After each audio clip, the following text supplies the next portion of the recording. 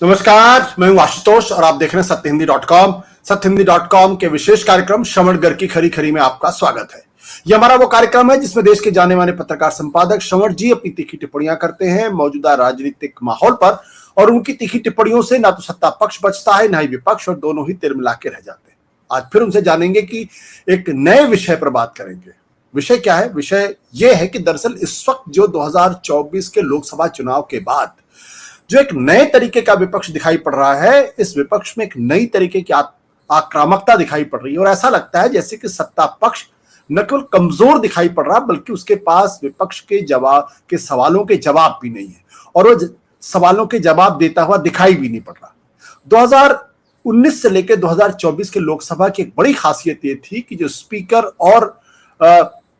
लोकसभा के अंदर और चेयरमैन राज्यसभा के अंदर वो एक तरीके से सारी गतिविधियों को डिक्टेट करते थे, लेकिन अब ऐसा लग रहा है जैसे विपक्ष कहीं ना कहीं उसने इस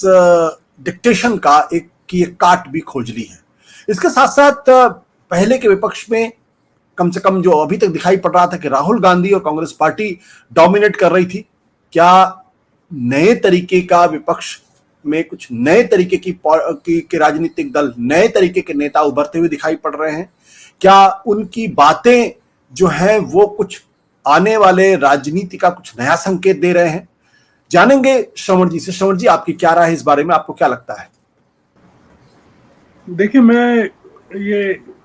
लोकसभा की जो पिछले 4-5 दिन हैं इसको बहुत बारीकी से देख रहा हूँ जी। इसको अलग अलग जगह देखना पड़ रहा है, क्योंकि ये कहीं सम्मिलित रूप से मिल नहीं रहा है। अखबारों में तो बिल्कुल ही नहीं मिल रहा है, और ये जो मेन स्ट्रीम के चैनल्स हैं, जो नेशनल मीडिया है, उसमें भी नहीं मिल रहा है। यूट्यूब चैनल्स में कुछ अलग अलग टुकड़ों में मिल रहा है, और संसद की प्रोसीडिंग्स को अगर आप सुने तो उसमें से आप कुछ चीजों को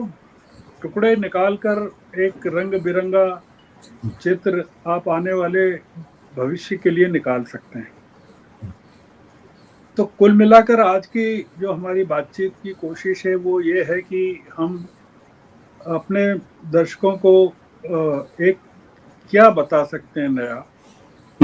ये बता सकते हैं कि ये जो पार्लियामेंट अभी चल रही है, एक तो ये कि जनता की उसमें कितनी रुचि है मैं नहीं कह सकता, क्योंकि बहुत ज्यादा रुचि दिख नहीं रही है, पर जो मैं देख पाया हूँ उसमें दो चीज दिख रही है। एक तो ये कि सत्तारूढ़ दल की बेंचें हैं जिस पर लोग बैठे हुए हैं, जिसमें निश्चित रूप से 63 लोग कम हो गए हैं, और जिसकी तरफ अपोजिशन ने इशारा भी किया है जी। जैसे अभिषेक बनर्जी ने कहा कि चीयर लीडर्स बहुत कम हो गए हैं, जो ट्रेजरी बेंचेस की, जो शब्द इस्तेमाल किया उन्होंने। तो एक जो नजर आया वो ये नजर आया कि जो सत्तारूढ़ दल की जो बेंचें हैं उस पर एक गरीबी नजर आई। गरीबी मतलब संख्या में भी नजर आई और आक्रामकता में भी नजर आई, जो काफी अलार्मिंग है कि सरकार को बचाने वाले या सरकार की तरफ से विपक्ष पर हमला करने वाले, अगर आपने पिछली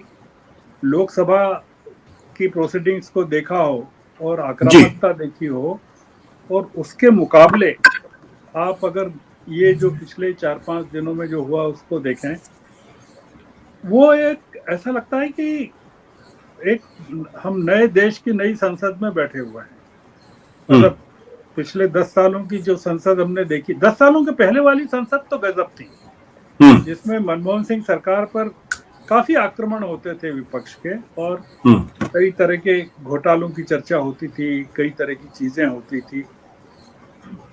पर वो सरकार भी डेमोक्रेटिक थी और वो चीजों को जवाब भी देती थी, और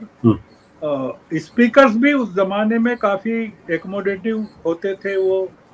विपक्ष को भी इस तरह से एक्सपेल नहीं करते थे, उनके कहे को एक्सपंज नहीं करते थे। अगर आप मनमोहन सिंह के ज़माने की पार्लियामेंट देखें कि कितने लोगों के भाषण एक्सपंज किए गए और अभी 10 साल में कितने किए गए, तो आश्चर्यचकित रह जाएंगे। तो हम उस मुद्दे पर नहीं जा रहे। दूसरा मुद्दा ये है कि जो मैंने नोटिस किया कि अपोजिशन के जो लोग हैं, सांसद हैं, वो कितने जबरदस्त तरीके से पढ़कर और तैयारी करके आ रहे हैं। मतलब ऐसा नहीं है कि हवा में बोल रहे हैं। जैसे अभिषेक बनर्जी को मैंने सुना तो मैं आश्चर्यचकित रह गया कि अभी तक हम अभिषेक बनर्जी को ममता बनर्जी का भतीजा, परिवारवाद का एक और उदाहरण और इस तरह की चीजें से देखते थे, उत्तर भारत में कम से कम। पर मैंने अभिषेक बनर्जी को आज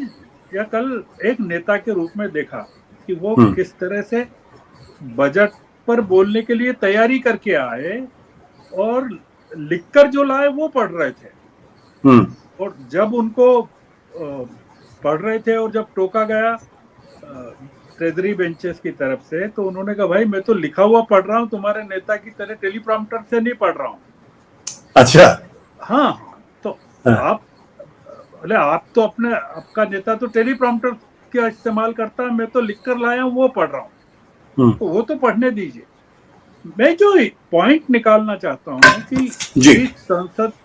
ये नई संसद है आशुतोष जी, ये देश को कई नेता दे रही है। मतलब केवल हम जो अभी तक देख रहे थे कि राहुल गांधी नेता हैं देश के या अखिलेश ही नेता हैं, वो नहीं है मामला। मतलब आप हर राज्य में एक आपको दिखेगा कि कितने, अगर आप लोकसभा की प्रोसीडिंग्स को जो संसद में दिखाते हैं संसद टीवी पर जी, वो देखें तो तृणमूल कांग्रेस की कोई 1 दर्जन महिलाएं, मतलब शायद 10-11 होंगी जी, जिस तरह से बैठी रहती हैं और जिस तरह से पार्टिसिपेट करती हैं, और आगे की बेंच पर कल्याण बनर्जी जिस तरह से करते हैं, दंग रह जाएंगे कि ये क्या हो रहा है। मतलब ये यानी पार्लियामेंट को ये लोग चला रहे हैं, तृणमूल कांग्रेस चला रही है या समाजवादी चला रहे हैं या कांग्रेस के नेता चला रहे हैं, गौरव गोगोई चला रहे हैं। आपको ये नहीं लगेगा कि पार्लियामेंट को या लोकसभा को प्रधानमंत्री की पार्टी चला रही है। इन्होंने जो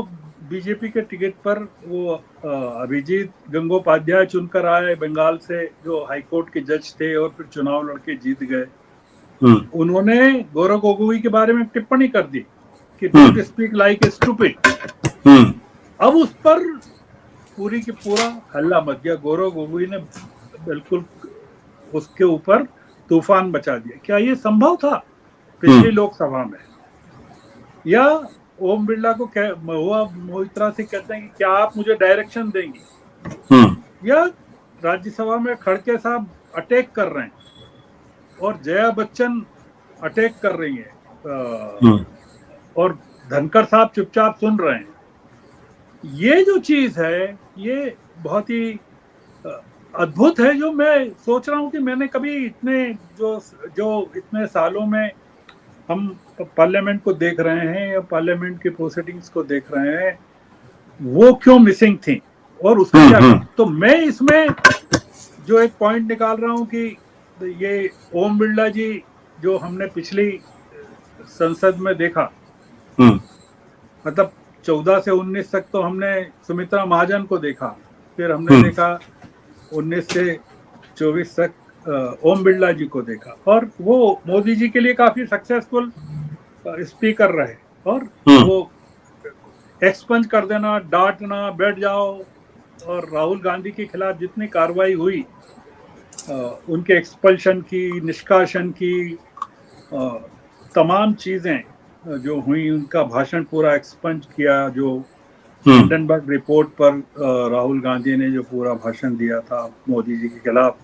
कि बताइए अडानी से आपके संबंध क्या है, वो पूरी चीज अगर आप याद करें, रिट्रोस्पेक्ट में जाएं या राज्यसभा में जाएं, जब आप देख रहे हैं कि करीबन 140 से ऊपर सांसदों का एक्सपल्शन हो गया और सारे जो बिल पास हो गए थे, या लोकसभा में एक्सपल्शन हो गया, तो ये तमाम चीजें अब नहीं संभव है, ये मैं कह रहा हूँ। मतलब आप पाएंगे कि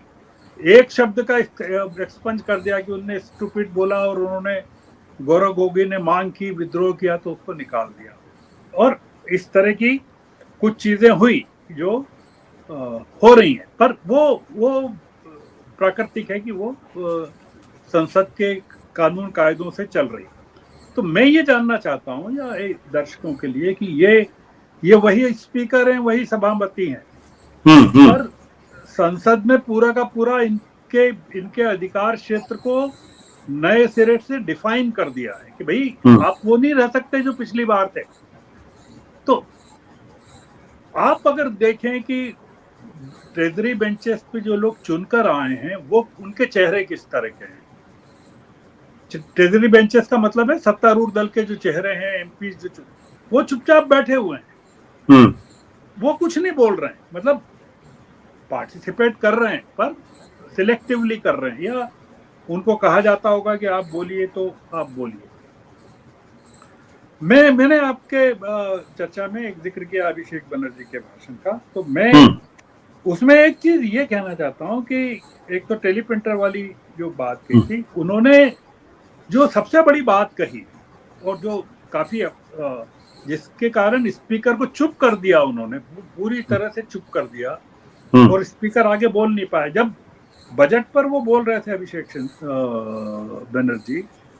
तब उन्होंने जिक्र किया डिमोनेटाइजेशन का, नोटबंदी का, और उसमें बताया कितनी तकलीफें हुई, कितने लोगों को जान गंवानी पड़ी, धूप में खड़े रहना पड़ा, तमाम चीजें। तो ओम बिरला ने एक टिप्पणी की, वो टिप्पणी की कि भाई 2016 की बात थी, उसके बाद तो 2019 भी हो गया और अब 2024 है, आप तो वर्तमान की बात कीजिए। अभिषेक बनर्जी ने कहा कि जब आपका नेता 50 साल पुरानी इमरजेंसी की बात करता है तब तो आप चुप रहते हैं, और 60 साल पहले के नेहरू की बात करता है तब भी आप चुप रहते हैं, कुछ नहीं बोलते हैं नेता को। और मैं 2016 की बात कर रहा हूं तो आप मुझे रोकना चाहते हैं। मैं ये जो आक्रामकता संसद में हम देख रहे हैं और उन लोगों की तरफ से देख रहे हैं जिनको कभी अतीत में देखा नहीं हमने, मतलब जो फर्स्ट टाइमर्स को देख रहे हैं, मतलब कांग्रेस के एक मिस्टर भगत हैं, सुधाकर भगत, उनको आप बोलते हुए जो फर्स्ट टाइमर्स हैं उनको सुनिए, या प्रणीति शिंदे हैं जो बोली, सोलापुर की सांसद हैं, शायद शिंदे साहब की बेटी हैं, जो सुशील कुमार शिंदे की बेटी है। मैं आपको जो पॉइंट ड्रॉ करना चाहता हूं, ये पॉइंट ड्रॉ कर रहा हूं कि हम एक जिस फेज में जा रहे हैं और हमने जिस तरह की पिछले 10 सालों से मोदी सरकार को देखा है और जिस तरीके से स्पीकर और सभापति राज्यसभा और लोकसभा को चला रहे थे, अब हमको इस चीज के लिए तैयार रहना चाहिए कि विपक्ष जो है वो सरकार चलाएगा, संसद को चलाएगा, मतलब डिक्टेट करेगा, और उसमें से प्रधानमंत्री और गृह मंत्री की भूमिका या राजनाथ सिंह की भूमिका, गडकरी तो वैसे भी कुछ नहीं बोलते हैं, ये उनकी मर्जी से चलाने वाले हैं। दूसरा एक मुद्दा ये कि जब विपक्ष आक्रमण कर रहा है जी, और उसमें मुख्य मुद्दा ये कह रहा है कि आपने बिहार और आंध्र को तो इतना बड़ा एलोकेशन किया कि बिहार को 59,000 के करीब 59,000 करोड़ दिया और आंध्र को 15,000 करोड़ दिया। बोले हमको उससे कोई आपत्ति नहीं है, चिदम्बरम ने जैसे कहा, हम तो ये कहना चाहते हैं कि आपने बाकी राज्यों को क्या कहा, क्या दिया। जैसे महाराष्ट्र में बहुत हल्ला मचने वाला है, मतलब जो आज जो नया उद्घाटन हुआ है, पूर्व गृह मंत्री देशमुख ने, अनिल देशमुख ने जो किया है कि फडणवीस ने क्या कहा था उनको उद्धव ठाकरे के खिलाफ एफिडेविट देने के लिए, और उसके कारण जो बवाल मचने वाला है महाराष्ट्र में, और फडणवीस काफी घबरा गए हैं उस चीज को लेकर, वो एक अलग मुद्दा है। महाराष्ट्र में अभी मुद्दा ये है कि महाराष्ट्र में वहां के किसानों के लिए कुछ दिया ही नहीं गया, या सपोर्ट प्राइस के लिए कुछ नहीं दिया गया, वहाँ डिस्ट्रेस में वहाँ मराठवाड़ा के किसान भी थे। मैं ये कह रहा था कि जब ये बात चल रही है तो जेडीयू के सांसद और टीडीपी के सांसद, मतलब कम नहीं है, 16 सांसद हैं टीडीपी के और 12 सांसद हैं जेडीयू के, ये सरकार को डिफेंड नहीं कर रहे हैं। वो ये नहीं कह रहे हैं कि भाई ये जो हमको मिला है ये हमारा हक है और हमको इससे ज्यादा मिलना चाहिए